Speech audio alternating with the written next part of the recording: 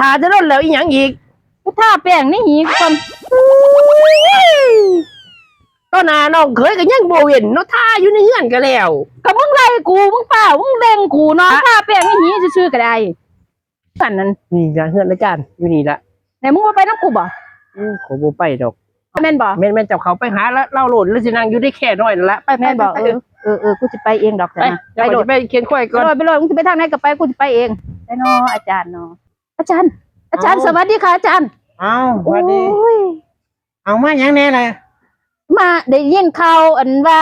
อาจารย์นี่ซักสเต็ปกูรู้ โอ้ย แม่นบ่ค่ะ แมน แม่นบ่ แมน หายบ่ เอาไว้มึงหันนั่นซี่หาคนผุด ได้อยู่แม่นบ่อาจารย์มื้อนี้ ได้ เอาเลยบ่อยาก เอาเลยบ่ อยากซักแห้งในตอนนี้ เอาเลยบ่ เอาเลยตัวมา แมน ได้ซักแล้วเว้ยกูมื้อนี้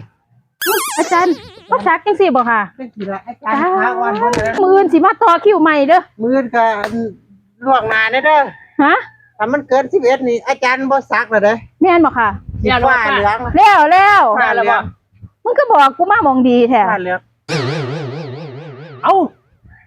ยัง อีหยัง ไปจำได้ว่า มึงจำอีหยังได้ อาจารย์เราบ่เคยทาแป้งจักเทื่อ บ่อาจารย์บ่ได้ท่าดอกไป อาจารย์ไม่ได้ท่า ยังมา แต่ว่าเจ้าท่า เอาก็ท่าก็สิเป็นหยังกูท่า ท่าที่กระเบื้องหนาอาจารย์ที่ล่ะ เฮ้ยเจ้าคือบ่เก็บหลักฐานเนี่ยอาจารย์